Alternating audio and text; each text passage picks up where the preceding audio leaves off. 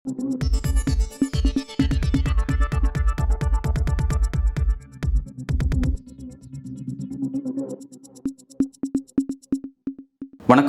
இன்றைக்கு நம்முடன் அரசியல் பேசுவதற்காக திமுகவின் செய்தி தொடர்பாளர் திரு ஆண்டாள் பிரியதர்ஷினி அவர்கள் இணைந்திருக்கிறார். வணக்கம். வணக்கம். முக்கியமான ஒரு அரசியல் விவகாரம் ஒன்று, அது உங்கள்கிட்ட தான் பேசணும். இப்போ இந்து முன்னணி ஒரு முக்கியமான ஒரு முருகர் மாநாட்டை முன்னெடுக்கிறாங்க. ஜூன் 22 திட்டமிட்டிருக்காங்க. இதுக்காக என்டிஏல இருக்கக்கூடிய கட்சிகளுக்கு அழைப்பு கொடுத்துட்ருக்காங்க. அதிமுக, தமிழ் மாநில காங்கிரஸ், பிறகு பாமக அப்படின்னு சொல்லி சில கட்சிகளுக்கு அழைப்பு கொடுக்குறாங்க. சீமானுக்கு அழைப்பு கொடுத்துருக்குறாங்க.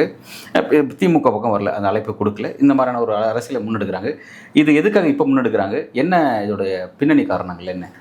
எதுக்காக இப்போ முன்னெடுக்கிறாங்கன்னா தெளிவான காரணம் தான். ஊரறிந்த ரகசியமாக சொல்லலாம். அடுத்த ஆண்டு தேர்தல் வருகிறது, சட்டமன்ற தேர்தல். அதுக்கு முன்னாடி தங்களை நிலைநிறுத்தி கொள்ள பிஜேபிக்காரர்கள், இந்து முன்னணி நீங்கள் சொன்னீங்க, ஆனால் பிஜேபி தான் அதுவும் பிஜேபியோட ஒரு கூறு தான்.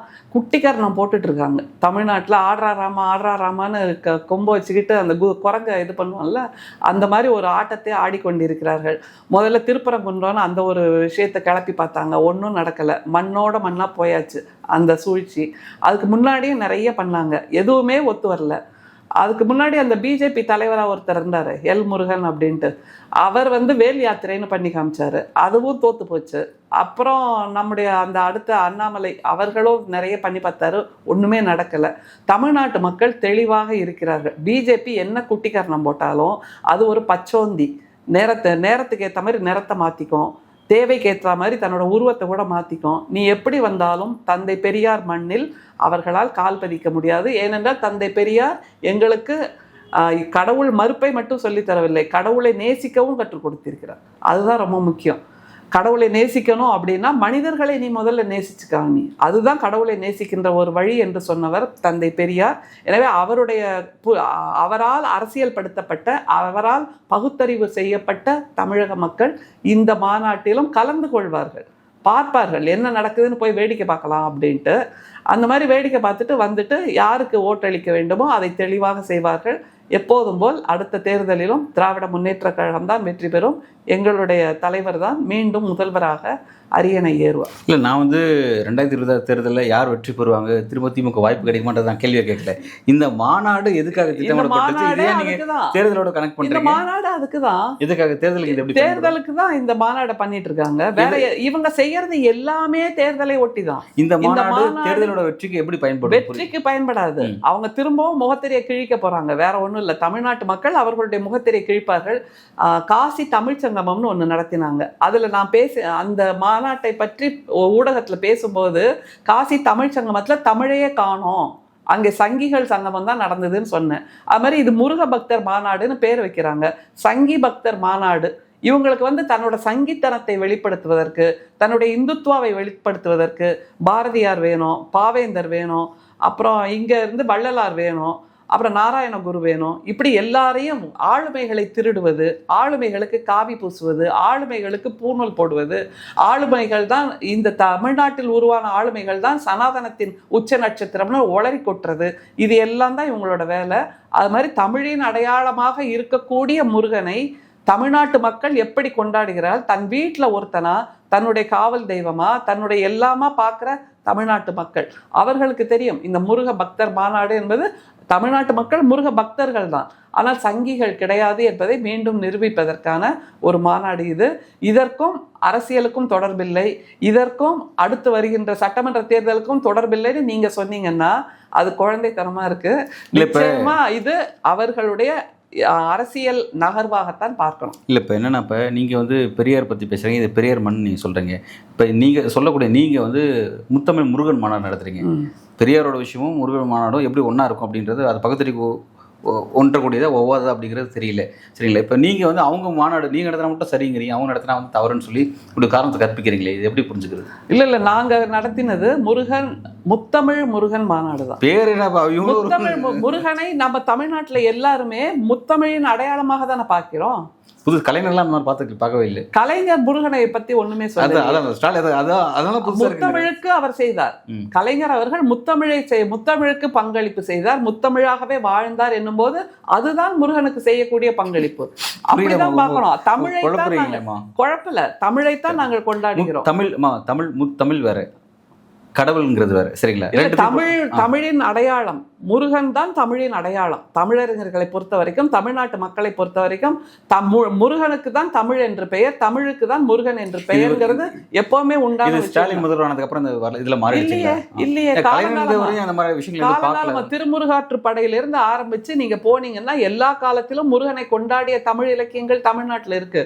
இது இப்ப வந்தது இல்ல, நம்முடைய முதல்வர் காலத்தில் இல்ல, சங்க இலக்கிய காலத்திலேயே முருகனை கொண்டாடுவது என்பது இருக்கு. திருமூலர், எத்தனை சித்தர்கள் எல்லாரும். சரி, ரைட்டுமா. இப்ப நீங்க திமுக வந்து ஒரு முருகர் மாநாடு சரிங்க. இப்ப அதே மாதிரி மாநாடை இப்ப இந்து முன்னணி முன்னெடுக்கிறாங்க, பாஜக யாரோ எடுக்கிறான்னு ஏன் வந்து அதை இந்த அளவுக்கு விமர்சன பார்வை பார்க்குறாங்க? இதுக்கு ஒரு தெளிவான பதில் இருக்கு. அது வந்து முத்தமிழ் முருகன் மாநாடு. அதுல இயல் இருந்தது, இசை இருந்தது, நாடகம் இருந்தது. அதை தவிர இந்த சங்கிகள் அவர்கள் யாரையெல்லாம் தீண்டத்தகாதவர்கள் சொன்னாரோ, யாரெல்லாம் வந்தால் தாங்கள் தீட்டுப்படுவோம்னு சொன்னாங்களோ அந்த மாதிரியான பறை இசை அதையும் கூட கொண்டாடினோம் நாங்கள். அதெல்லாம் தெரியுமா உங்களுக்கு? நாட்டுப்புற இசைகள் இருந்தது, நாட்டுப்புற கலைஞர்கள் வந்தார்கள், பறை இசை கலைஞர்கள் வந்தார்கள். இவங்க அதையெல்லாம் கொண்டு வருவாங்களா? இப்ப நம்ம சொன்ன உடனே கொண்டு வந்துருவாங்க. இப்ப நம்ம ஏன்னா திருடுறதுதான் இவங்களோட ஒரே வேலை. இப்ப நம்ம ஐடியா கொடுத்துட்டோம், ஓ அப்ப பறை இசையை கொண்டு வந்துருங்க, அந்த கலைஞர்களே கொண்டு வந்துருங்க, அப்ப சமப்படுத்திடலான்னு அவங்க கண்டுபிடிச்சிருவாங்க. இல்லம்மா, இப்ப நிகழ்ச்சி அஜெண்டா தான் பிரச்சனையா? அஜெண்டா வந்து இப்ப நீங்க அஜெண்டா பிரச்சனை இல்ல. அந்த அஜெண்டாவின் மூலமாக எந்த கலைஞர்கள் உள்ளே வருகிறார்கள், அவர்களை இவர்கள் எப்படி சமமாக நடத்துவார்களா இல்லையா, அதுதான் பிரச்சனை. அதுவும் இந்த முருகன் மாநாடுக்கான ஒரு அஜெண்டாவை மட்டும் சொல்ல, காலங்காலமாக பிஜேபியோட ஐடியாலஜியே இந்துக்கள் என்ற பெயரில் மற்ற எல்லோரையும் தீண்டத்தகாதவர்கள் என்று சொன்னவர்கள் தானே. அந்த தீண்டத்தகாதவர்கள் எப்படி திரும்ப திரும்ப பாஜக தேர்ந்தெடுக்கிறாங்கன்னு தெரியல. தீண்டத்தகாதவர்கள் நேருவுக்கு பிறகு 3வது முறை பெரும்பான்மையோட மோடி ஆட்சி அமைக்கிறாரு. பெரும்பான்மை குறைஞ்சிருக்கு, லைட்டா சரிஞ்சிருக்கு, பட் 3வது முறை ஆட்சி அமைக்கிறாரு. அதை சொல்லுங்க கரெக்டா. 3வது முறையா அப்படியே பெரும்பான்மையா ஆட்சி அமைக்கல. 2 முறையிலேயே அவரோட முகமடி கிழிஞ்சி போச்சுங்கிறது எல்லாருக்கும் தெரியும். இப்பவும் என்ன செய்யறாரு, பட்ஜெட் மூலமா எல்லாருக்கும் பணத்தை அள்ளி கொடுத்துதான் அவர் தன்னை தக்க வைத்துக் கொள்கிறாருங்கிறது தெரியும். மிக சமீபத்துல பகல்காம் அட்டாக்ல அவரோட முகமுடி கிழிந்து தொங்கியது என்றும் நமக்கு தெரியும். உடனே நம்மள தேச விரோதிகள் அப்படிம்பாங்க. இவர்களை விட நமக்கு அதிகமா தேசப்பற்று இருக்கு. சுதந்திர போராட்ட காலத்துல இவங்க எங்க இருந்தாங்க அதெல்லாம் தெரியாது. இல்ல ஓகே பை, தேசப்பட்ட சப்ஜெக்ட் வேண்டாம். என்ன கேள்வி வேணா, இந்த முருகர் மாநாடு விஷயத்தை இந்துக்களுக்கு எதிராக இருக்கு, இந்துக்கள்கிட்ட தீண்டத்தகாத விஷயத்தை போதிக்குதுன்னு சொல்லக்கூடிய இந்த பாஜக தான் மக்கள் திரும்பவும் தேர்ந்தெடுக்கிறாங்களே. அவங்க வந்து அந்த இந்து மக்கள் பெரும்பான்மை வாழக்கூடிய பகுதியில் அவங்களுக்கு அரசியல் செல்வாக்கு அப்படியே இருந்துட்டு இருக்கு. நீங்க வந்து உங்க அரசியல் செல்வாக்கு தான் ஒரு 5 வருஷத்துக்கு ஒரு மாற்றம் காணுதே தவிர அவங்களுக்கு வந்து திரும்ப அந்த பெரும்பான்மைங்கிறது கிடைச்சிட்டே இருக்கு அந்த மக்கள்கிட்ட. அது எப்படி அப்படி ஏன்னா சிந்திக்கவே விடுறது இல்ல. உங்களுக்கே தெரியும்ல, இந்துக்கள் என்பவர்களை ஜெய் ஸ்ரீராம்னு சொல்லு, ஜெய் ஸ்ரீராம்னு சொல்லுன்னு அந்த ஒரே ஒரு கோஷத்தோட நிறுத்திக்கிட்டு சிந்திக்க விடாமல் செய்கிறார்கள். அதனால அவர்களிடமிருந்து கல்வியை பறிக்கிறார்கள், வேலை வாய்ப்பை பறிக்கிறார்கள், வருமானத்தை பறிக்கிறார்கள். இது எல்லாவற்றையும் அள்ளி கொடுத்து கொண்டிருக்கிறது தமிழ்நாட்டில் இருக்கக்கூடிய திராவிட மாடல் ஆட்சி. அதனால இதை நாம் சிந்திக்கிறோம். நீங்க செய்யறது தப்புப்பான்னு நாங்க திரும்ப திரும்ப வெளிப்படையா சொல்றோம். நீங்க சொல்றீங்க இந்துக்களோட வாக்கு அப்படியே இருக்குன்னு. இந்த ஜென்ரலைஸ் பண்ணி பேசுறத விட்டுருங்க தயவுசெய்து. அப்படி பொதுமக்கள் இந்துக்களோட பெரும்பான்மையான வாக்கு பிஜேபிக்கு அப்படியே இருந்ததுன்னா இப்ப ஏன் தொங்கு பாராளுமன்றம் வந்தது, இப்ப ஏன் பெரும்பான்மை இல்லாம போச்சு, அதை சொல்லுங்க. அதனால இந்துக்களோட ஓட்டு முற்ற முழுக்க அவங்களுக்கு இருக்குங்கிறது நம்பவே முடியாத ஒரு விஷயம். பொய் தான், அது கட்டுக்கதை. அடுத்து இந்த முருக பக்தர் மாநாட்டுக்கே வரலாமே. இந்த முருக பக்தர் மாநாடு என்பது அந்த மேடைன்னு நான் ஒரு அடையாளத்துக்கு தான் சொல்றேன். இவங்க எல்லா அஜெண்டாவிலையும் இந்த கீழ்த்தட்டு மக்கள், அடித்தட்டு மக்கள், இவர்களால் தீண்டத்தகாதவர்கள் என்று சொன்னப்படக்கூடியவர்கள், அவர்களை மேல்நிலைக்கு கொண்டு வருவார்களா? அது ஒரு மிகப்பெரிய கேள்வி. அவர்களுக்கான வாழ்வாதாரத்தை உருவாக்குவார்களா? அது ஒரு கேள்வி. அடுத்தது பக்தர்கள் மாநாடு என்னும்போது பக்தர்களிலும் இந்த ஜாதி வித்தியாசத்தை பார்த்து கோயிலுக்குள்ள விடுவீங்களா? அதுல இருந்தெல்லாம் நீங்க எப்போ மீண்டு வர போறீங்க?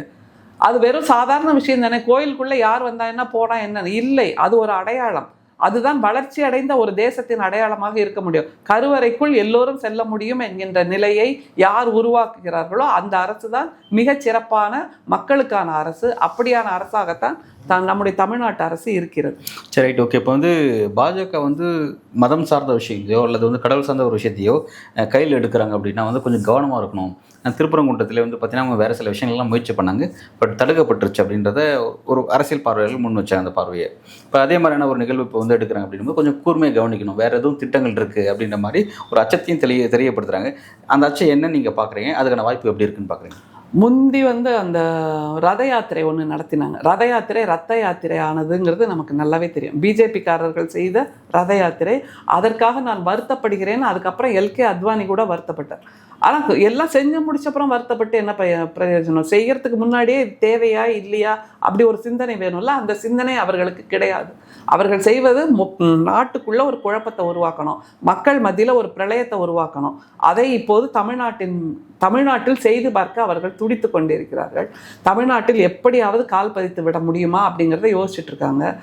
அதில் இந்த முருக பக்தர் மாநாடு என்பது நிச்சயமாக அவர்களுடைய பொலிட்டிக்கல் அஜெண்டா மட்டும்தான். நீங்கள் சொல்லலாம் அடுத்த தேர்தலுக்கு இன்னும் நாள் இருக்குது, இது ஏன் அதோட முடிச்சு போடுறீங்க அப்படின்ட்டு. இது அவர்களுடைய பொலிட்டிக்கல் அஜெண்டா. அதன் மூலமாக தங்களுடைய இருப்பை காட்டிக்கொள்வார்கள். தாங்கள் தான் முருகனுக்கு சொந்தம், முருகன் தங்களுக்கு சொந்தம் என்பதாக ஒரு நிலையை, ஒரு பார்வையை உருவாக்குவார்கள். இது தனிப்பட்ட பாஜகவோட இன்ட்ரெஸ்ட் வச்சுப்போமே. பட் கூட இருக்கக்கூடிய அதிமுக வந்து ஒரு இந்துத்துவ கட்சி கிடையாது, அது ஒரு திராவிட கட்சி, தமிழ்நாட்டை சேர்ந்த திராவிட கட்சி. அவங்க கூட இருக்காங்க, அவங்க இது எப்படி பார்ப்பாங்க? அது இந்துத்துவா இல்லை திராவிட கட்சின்னு நீங்கள் இன்னும் நம்பிட்டு இருக்கீங்களா? எம்ஜிஆர் அவர்கள் காலத்திலேயே அது ஒரு சாஃப்ட் இந்துத்துவா. அது என்ன, மூகாம்பிகை அம்மன், அவரை அந்த மூகாம்பிகை அம்மனை பிரபலப்படுத்தியதே எம்ஜிஆர் அவர்கள் தான். அப்புறம் அடுத்து வந்த அம்மையார் ஆட்சியும் ஹிந்துத்துவ ஆட்சி தான். அவர் ஒரு நிலையில குறிப்பா இருந்தார், மோடியா லேடியாங்கிறதுல தெளிவா இருந்தார். ஆனா கும்பகோணத்துல போய் அந்த மகாமகத்துல அத்தனை உயிர்களை பலியிட வைத்ததும் அவர்களுடைய ஆட்சியில் தான். உங்களை தவிர யாருமே சரியில்லைன்னு சொல்றது மிகப்பெரிய ஒரு அப்படி சொல்லவே இல்லை, அப்படி சொல்லவே இல்லை. ஏன்னா இப்ப திமுக தலைமை வேணா நீங்கள் அப்படி இருக்கலாம். இப்போ உங்களோட மாவட்ட செயலர்லாம் எப்படி இருக்காங்க, உங்களோட சட்டமன்ற உறுப்பினர் எப்படி இருக்காங்க, நாடாளுமன்ற உறுப்பினர் அவ்வளோ பேரும் பகுத்தறிவாதிகளாக இருக்காங்களா, அவ்வளோ பேர் வந்து கடவுள் நம்பிக்கையற்ற நாத்திகர்கள் தான் இருக்காங்களா அப்படின்ட்டு பேச வேண்டியது இருக்கு. இல்லை இல்லை, இது விஷயம் வேற, சப்ஜெக்ட் வேற, கடவுள் நம்பிக்கைங்கிறது வேற. அதாவது இங்கே இது வந்து கான்ஸ்டியூஷன் அடிப்படையில் நடக்கக்கூடிய தேர்தல், அதில் பங்கெடுக்கக்கூடிய கட்சி தான் திமுக எல்லா கட்சியும். அப்படி இருக்கும்போது மக்களுக்கு என்ன செய்கிறாங்க செய்யலைங்கிறது அளவீடு தவிர அவர் கடவுள் நம்பிக்கை வச்சிருக்காரா இல்லைங்கிறது அளவீடு கிடையாது. இல்லை அப்போ அப்படி இருக்கும் இந்த காரணத்தை வந்து அதிமுக மீது போதிக்கிறதே தவறான ஒரு பார்வை தானே அப்படின்ற. சரி, இப்போ நீங்கள் சொன்ன அதே காரணத்துக்கே வரலாமே. அதிமுக ஹிந்துத்துவ கட்சி இல்லை அப்படின்னு ஒரு மிகப்பெரிய மாயையை உருவாக்கிட்டு இருக்கீங்க. ஆனால் ஹிந்துக்களுக்கு எதிராக பிஜேபி எத்தனையோ கொடுமைகளை செய்து கொண்டிருக்கிறது. அதனோடு தானே கூட்டணி வச்சிருக்காங்க. அப்போ மௌன சாட்சியாக இவங்க இருக்கிறாங்கிறத ஏற்றுக்கிறீங்களா இல்லையா? பிஜேபி இந்துக்களுக்கு மீது செய்கின்ற கொடுமைகளுக்கெல்லாம் மௌன சாட்சியாக அதிமுக இருக்கிறது. கொடுமை செய்யறாங்க, இஸ்லாமியெல்லாம் கொடுமை செய்யறாங்க. இல்லை, இந்துக்களுக்கும் சேர்த்து தான் செய்கிறார்கள். கருவறைக்குள்ள வரக்கூடாதுன்னு சொன்னா அது இந்துக்களுக்கு காலங்காலமா இருக்கக்கூடிய ஒரு விஷயம். அது பாஜக காங்கிரஸ் இருக்கும்போது அந்த பிரச்சனை. சரி, காலங்காலமா மன்னர் ஆட்சியில் போய் அந்த விஷயம் காலங்காலமா இருக்கிற விஷயத்த மாத்தலாம்ல. சதிங்கிறது காலங்காலமா இருந்தது, அது இன்னமும் நடந்துட்டு இருக்கா? பெண்கள் கணவர் இறந்தவுடன் பெண்களை உயிரோடு ஒரு கொளுத்தியது நம்ம தேசத்துல தானே. அதை மாத்தினோமா இல்லையா சட்டம் கொண்டு வந்து? அப்ப இதையும் கொண்டு வரலாமே. இப்ப நீங்க 69% இடஒதுக்கீடு யாராலும் டச் பண்ண முடியாதுன்னு கொண்டு வந்து அதிமுக தான் நீங்க வந்து இந்துத்துவ கட்சின்னு சொல்றீங்களா, சமூக நீதி எதிரான கட்சின்னு சொல்றீங்களா? அந்த 69% இடஒதுக்கீட்டுக்கு முன்பாகவே அதற்காக போராடியது யார்? திராவிட முன்னேற்ற கழகம் தான், திராவிட கழகம் தான். அதற்கான பாதையை போட்டு கொடுத்தது நாங்க தான். இப்ப கோயிலுக்குள்ள நம்ம இந்துக்கள் எல்லாம் போயிட்டு வர்றோம் அப்படின்னா அதற்கு முற்ற முழுக்க காரணியாக இருந்தது நீதி கட்சி காலத்திலிருந்து. நீங்க எதுக்கு எடுத்தாலும் 100 ஆண்டுக்கு முன்னாடி போகணும்னா போய் தான் ஆகணும், வரலாற்றை பார்த்துதான் ஆகணும். இப்ப திடீர்னு நேத்துல இருந்து இன்னைக்கு வானத்துல இருந்து குதிச்சு இல்லை இந்த சட்டம். நீங்க சொல்ற ஒரு நீண்ட போராட்டத்தை வைத்துதான் இங்க வந்து நிக்கிறோங்கிறத முதல்ல ஒத்துக்கணும். கரெக்ட், நானும் அதான் சொல்ல வரேன். நீதி கட்சியில எடுத்த விஷயம் அடுத்து காங்கிரஸ்க்கு வந்து, காங்கிரஸ் செஞ்ச விஷயத்தை திமுக அடிச்சு, அப்புறம் அதிமுக அடிச்சு, இந்த மாதிரி தொடர்ச்சியா தமிழ்நாட்டோட வளர்ச்சி நம்ம அப்படிதான் அளவிட முடியும். எங்களோட ஆட்சி பேர்ல தான் வளர்ச்சி, அவ்வளவும் மற்ற ஆட்சி பேர்லாம் வந்து வீழ்ச்சியில் இருந்துச்சுன்னு சொல்லி அப்படி சொல்லிட முடியாது. இல்ல நீங்க அந்த மாதிரியான காரணத்துல சொல்றீங்க. இல்ல, தமிழ்நாட்டுல திராவிட கட்சிகள் தானே ஆட்சியில் இருக்கு. அதான் திராவிட கட்சிகள் திமுக மட்டும் தானே, அதிமுக இல்லையான்னு நான் கேட்கிறேன். நீங்க இல்லன்னு சொல்றீங்களா? அவங்க 2 பேரும் தனிப்பட்ட முறையில் அப்படி இருந்தாங்க, ஆனாலும் திராவிடத்தின் கொள்கைகளோடு இருந்தார்கள் ஓரளவுக்காவது. நீங்க ஓரளவுக்காவது. அதனாலதான் நான் கேட்கிறேன். நான் இப்ப இந்த மாநாட்டை பாஜக தங்களுடைய ஒரு ஐடியாலஜி ரீதியாக முன்னெடுக்கிறாங்க. ஓகே, அவங்க கூட இருக்கக்கூடிய மதச்சார்பற்ற கட்சியாக இருக்கக்கூடிய அதிமுக இது எப்படி ஹேண்டில் பண்ண போறாங்க, அவங்க இதை எப்படி பார்ப்பாங்க அப்படின்னு நான் என்னோட அது முற்ற முழுக்க அடிமை திராவிட முன்னேற்ற கழகமா மாறியாச்சு அதிமுக என்பது. அதனால மதச்சார்பற்றன்னு வார்த்தையெல்லாம் போட்டுக்காதீங்கப்பா, அப்ஜெக்டிவ்லாம் என்ன நீங்க அதை போய் ரொம்ப பெருமையா மதச்சார்பற்ற அவர்களும் இந்துத்துவா கிடையாதுன்றதெல்லாம் குழந்தைக்கு கூட தெரியும், அவங்களும் மதச்சார்புள்ளவர்கள் தான். அப்படி மதச்சார்புள்ள ஒரு பிஜேபியோட தான் கூட்டணியில் இருக்காங்க. இப்ப சீமான் அவர்களுக்கு மிக முக்கியமானவர் ஆயிட்டார். கூட்டணி இல்ல, சீமான்ங்கிறது மிக முக்கியமானவர் ஆயிட்டார். இந்த முருகபக்தர் மாநாட்டுல அவரும் வரப்போறாரு. அது ஏன்னா அவரோட வாக்குகளும் தேவையா இருக்கு, அவரும் பிஜேபியோட பி டீம்ல தான் இருக்கு. இப்ப நீங்க ஒரு பட்டியல் கொடுத்தீங்கல்ல யாரெல்லாம் வரப்போறாங்க அப்படின்னு, இதுல இருந்தே புரியுது திராவிட முன்னேற்ற கழகம் வர்சஸ் இந்த பிஜேபியோட பி டீம் எல்லாம் வருது அதுல.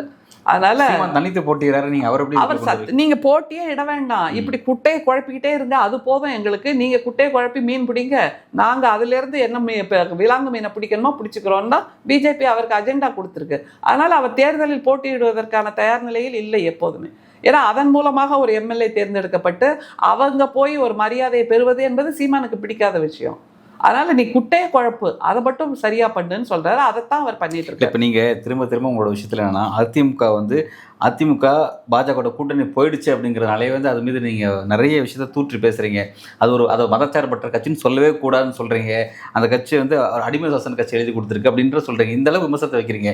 இப்போ அதிமுகவோட இன்றைய நிலைப்பாடு தான் ஒரு அளவீடு. அதாவது பாஜக போனது ஒரு பெரிய குற்றம் அப்படின்னு சொன்னீங்கன்னா, இது கடந்த காலத்தில் திமுக தானே செஞ்சிருக்கு. இதில் விதிவிலக்கு கிடையாது. இல்லை, அது ஒரு தேசிய கட்சி, இங்க இருக்கிற மாநில கட்சி, ரெண்டு பேரையும் சேர்ந்து பயணிச்சிருக்கு. அப்போ அதெல்லாம் அளவீடு வச்சு பேச முடியாதுல்ல நான் சொல்றேன். திமுக பிஜேபி கூட்டணியில் இருந்தபோது என்னெல்லாம் நடந்தது, எதற்காகவெல்லாம் குரல் கொடுத்தார்கள், என்ன உரிமைகளுக்கெல்லாம் நிலையாக நின்றார்கள், அது ஒரு பட்டியல் எடுத்துக்கோங்க. அதிமுக கூட்டணியில் பிஜேபி கூட்டணியில் இருந்தபோது எதையெல்லாம் விட்டு கொடுத்தார்கள். நீட் தேர்வை விட்டு கொடுத்திருக்கிறார்கள். சிஏஏ இவர்கள் வாக்களிக்காமல் இருந்தால் அது அன்னைக்கு நாடாளுமன்றத்தில் நிறைவேறாமலே போயிருக்கும். இவர்கள் வாக்களித்ததால் தான் அன்னைக்கு சிஏஏ நிறைவேறுச்சு. அப்போ இஸ்லாமியர்களுக்கு எதிராக இவர்கள் தான் வாக்களித்திருக்கிறார்கள்ங்கிறது அது ஒன்று தெரியுது.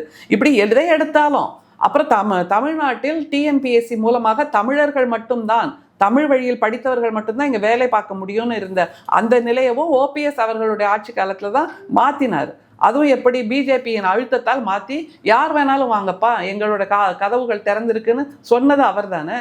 இப்படியாக தமிழ்நாட்டு நலன்களை எல்லாம் காவு கொடுத்துட்டு தனக்கு எதெல்லாம் தேவையோ அதை மட்டும் காப்பாற்றி கொண்டு அடிமை பத்திரம் எழுதி கொடுத்த ஒரு அதிமுக கட்சியை நீங்கள் மதச்சார்பில்லாத கட்சி, அடிமை இல்லை, அவங்களும் சுய உணர்வுள்ளவர்கள் தான் அப்படின்லாம் சொல்றது ஆச்சரியமா இருக்கு. அதனால திமுக பிஜேபியோட கூட்டணி இருந்தது என்பது முதுகெலும்போடு நிமிர்ந்து நின்று உரிமைகளுக்காக குரல் கொடுத்து கொண்டுதான் இருந்தது. குறைந்தபட்ச அந்த கொள்கை முடிவுகளை பின்பற்றினோம். ஆனால் இப்போது பிஜேபியோடு அதிமுக கூட்டணியில் இருக்கிறது என்பது எல்லா விஷயத்திலும் தன்னை காவு கொடுத்து ஒரு மிகப்பெரிய சக்கர வியூகத்தில் போய் மாட்டிக்கொண்டிருக்கிறது. இனிமேல் அதிமுக வெளியே வரவே முடியாது, கபலீகரம் செய்யப்பட்டு விட்டதுங்கிறது நமக்கு நல்லா தெரியும். அதன் மூலம் அதை பார்த்து எங்களுக்கு எரிச்சல், பொறாமை அதெல்லாம் எதுவுமே கிடையாது. உண்மையை உறக்க சொல்கிறோம், அது உங்களுக்கு புகார் சொல்கிற மாதிரி இருக்குது, இல்லை அவதூறு தூக்கி பேசுகிற மாதிரி இருக்குது. திரும்பவும் இந்த முருகபக்தர் மாநாட்டுக்கே வந்துருங்க. இது திரும்பவும் பிஜேபி கூப்பிடுது, இந்து முன்னணி கூப்பிடுது, நான் வரமாட்டேன், எனக்கு இந்த தமிழ்நாட்டு மக்கள் முக்கியம், அவர்களுடைய நலனுக்காகத்தான் நான் இனிமேல் உழைக்கப் போகிறேன்னு சொல்லக்கூடிய தைரியம் அதிமுகவுக்கு இருக்கிறதா, எதிர்கட்சி தலைவருக்கு இருக்கிறதா? அது ஒரு கேள்விக்கு பதில் சொல்லுங்க பார்க்கலாம். இல்லை, ஓகே, இப்போதான் அந்த அழைப்பெல்லாம் கொடுத்துட்டு இருக்காங்க, நிகழ்ச்சி தயார் பண்ணிட்டு இருக்காங்க. எண்ட் ஆஃப் த ரிசல்ட்லாம் பார்க்க முடியும். அது எப்படி போறாங்களா இல்லை அப்படிங்கிறத பார்க்க முடியும். நிச்சயம் போவார். நீங்க பார்த்துட்டு எல்லாம் இருக்காங்க. இப்போ அவங்களுக்கு இல்லை, அதிமுக நோக்கி இந்த கேள்வியை நீங்க வச்சுன்னா அதிமுக என்ன சொல்லுவாங்கன்னா, நீங்க கவர்மெண்ட்டாக இருந்துகிட்டே நீங்க ஒரு முருகருக்கு மாநாடு நடத்துகிற கட்சி, நீங்க எங்களை பார்த்து முருகர் மாநாடு போகக்கூடாது நீங்க சொல்லாமா? நீங்க தமிழக அரசு எதுக்கு முருகர் மாநாடு நடத்துது? இதுக்கு முன்னாடி ஏதாவது தமிழக அரசு எங்களை நீங்க அவ்வளோ அக்யூஸ் பண்றீங்க, ஒரு இந்துத்துவ கட்சி எங்களை நீங்க சொல்றீங்க. அப்படி இருக்க நாங்களே இதனால முருகருக்கு மாநாடு நடத்துறது கிடையாது. நீங்க என்ன பெரியார் பேசிட்டு நீங்க எதுக்கு முருகர் மாநாடு நடத்துறீங்க? எங்களை எதுக்கு நீங்க முருகர் மாநாடு போவேனா நீங்க எப்படி சொல்லுவீங்க அப்படின்ற கேள்வி உங்களை பத்தி கேட்பாங்கல்ல. அந்த முத்தமிழ் முருகன் மாநாட்டில் நடந்தது என்னங்கிறது அந்த முருகன் மாநாட்டோட செயற்குழு உறுப்பினராக இருந்ததுனால எனக்கு நல்லாவே தெரியும்.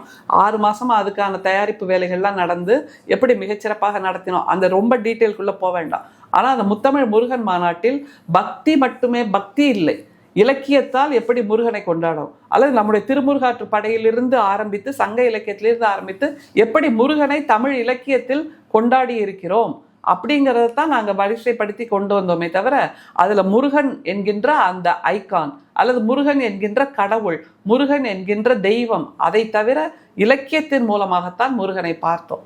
அப்படியாக இவர்கள் செய்வார்களாங்கிறது ஒரு மிகப்பெரிய கேள்வி. ஏன்னா அந்த திருப்பரங்குன்றம்ங்கிற அந்த மலை பிரச்சனையை வச்சுக்கிட்டு அங்கே உள்ள இஸ்லாமியர்களை இவர்கள் எப்படி அச்சுறுத்தினார்கள். சிக்கந்தர் மலை என்று சொல்லப்படக்கூடிய அந்த சமாதியை வேற ஒரு இடத்துக்கு இடப்பெயர்ச்சி செய்யணும்னு சொல்லி அங்கே மிரட்டியது. அதற்கு அங்கே இருக்கின்ற மதுரை வாழ் மக்கள், நம்முடைய தமிழ் மக்களே அதற்கு எதிராக நின்று அந்த மலையை காப்பாற்றியது எல்லாமே நமக்கு தெரியும். ஆனால் நீங்கள் சொன்ன மாதிரி இவர்கள் எந்த ஒரு கருத்தரங்கம் நடத்தினாலும், எந்த ஒரு மாநாடு நடத்தினாலும் அது நல்லபடியாக நடக்க வேண்டும். ஏன்னா மக்கள் மத்தியில் ஒரு பிரளயம், சூழ்ச்சி அல்லது ஏதாவது ஒரு கலவரத்தை உருவாக்குவதுதான் எப்போதும் பிஜேபியின் அஜெண்டா. ஆனால் தமிழ்நாட்டில் அப்படியாக கலவரம் எதுவும் நடக்காது. அதற்கு சிக்கந்தர் மலை, அந்த திருப்பரங்குன்ற மலையே சாட்சி. அடுத்தது மதுரை ஆதீனம், மிக சமீபத்தில் ஒரு பிரச்சனை பண்ணார்ல, அவர் அணிந்திருந்ததெல்லாம் சிவ அடையாளங்கள், ஆனால் செய்ததெல்லாம் பொய். அந்த மாதிரியான பொய்மையாளர்களையும் நம்முடைய தமிழ் மக்களே தோல் உரித்து காட்டுவார்கள். அப்படித்தான் இதுலேயும் முருகன் மாநாட்டிலையும் சங்கிகள் தான் இருக்கிறார்கள், இந்துத்துவா தான் இருக்கிறது, சனாதனம் தான் இருக்கிறது என்பதை தோலுரித்து காட்டுவார்கள். அதில் முருகனும் இல்லை, பக்தியும் இல்லை. பக்தி இருந்தால் சமத்துவம் இருக்கும், பக்தி இருந்தால் எல்லோரும் ஓர் நிலை என்கின்ற உணர்வு இருக்கும். அது எதுவுமே இல்லாமல் வெறுமே சனாதனம், எதேச்சாதிகாரம் அல்லது அடிமைத்தனம், இதையெல்லாம் கொண்டாடுகின்ற ஒரு மாநாடாகத்தான் முருக பக்தர் மாநாடு இருக்கும். அல்லது வலதுசாரிகள் குறிப்பாக இந்து முன்னணி முன்னெடுக்கக்கூடிய இந்த மாநாடு அடுத்த கட்டம் எதை நோக்கி நகருதுங்கிறத பொறுத்து வந்து பார்க்கலாம். மிக்க நன்றி.